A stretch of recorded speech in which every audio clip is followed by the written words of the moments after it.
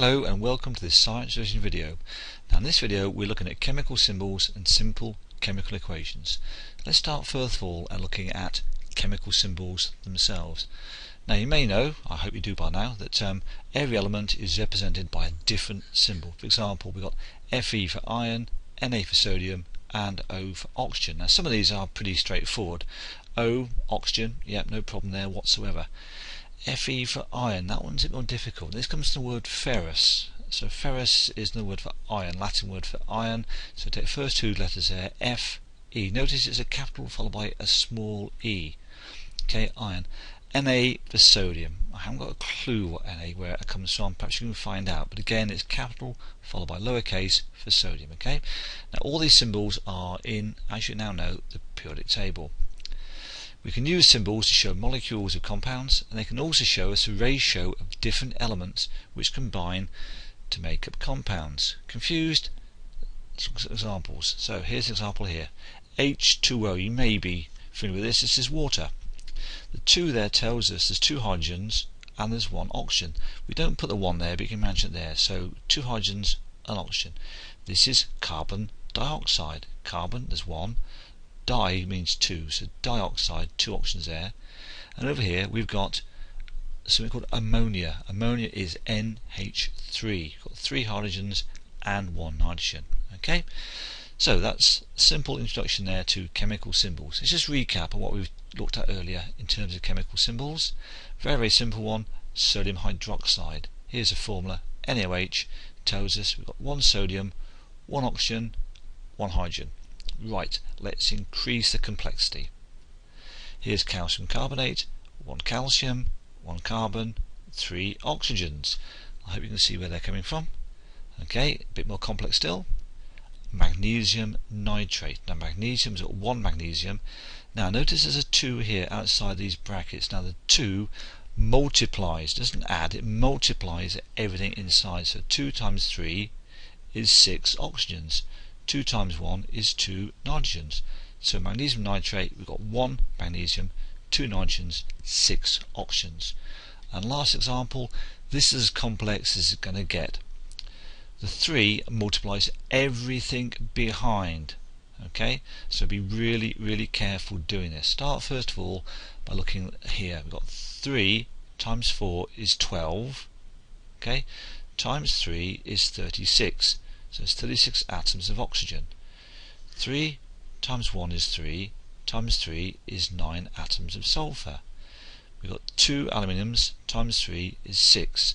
So here we've got 6 atoms of aluminium, 9 atoms of sulfur, and 36 atoms of oxygen. Now that's as complex as you're likely to get. So if you can crack that one, you've done really well. Let's move on.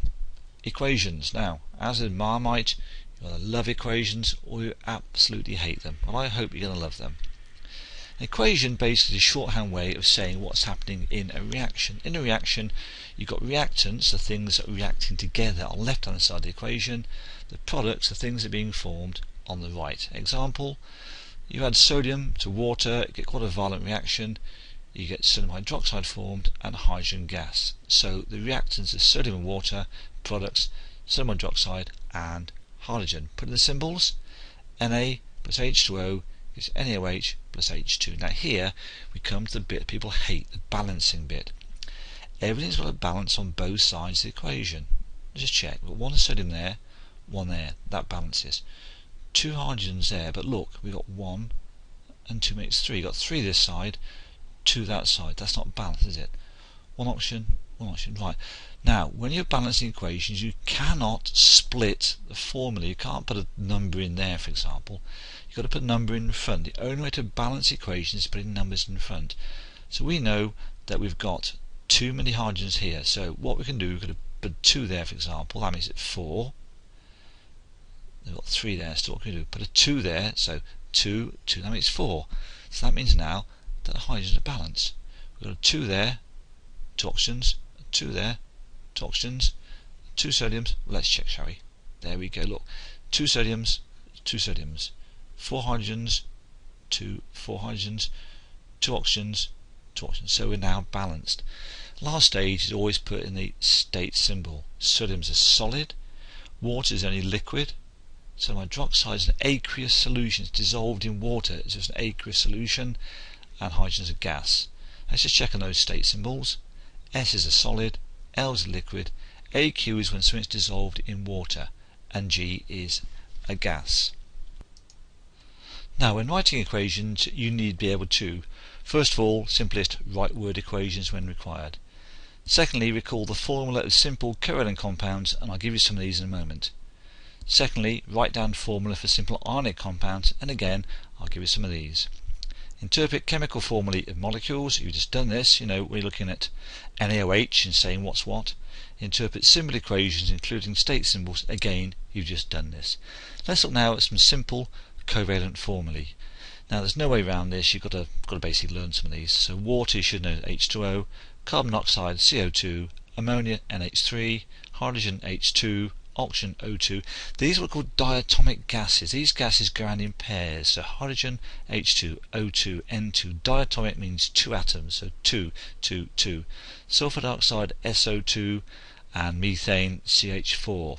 So those are covalent formulae.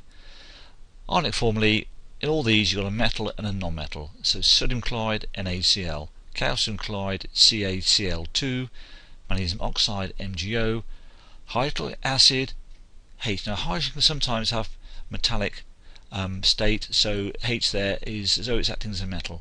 So it's H plus is the ion there. HCl, H2SO4 for sulfuric acid, HNO3 for nitric acid, sodium hydroxide NaOH, potassium hydroxide KOH, calcium hydroxide Ca in brackets OH twice, calcium carbonate CaCO3, aluminium oxide Al2O3, iron oxide Fe2O3.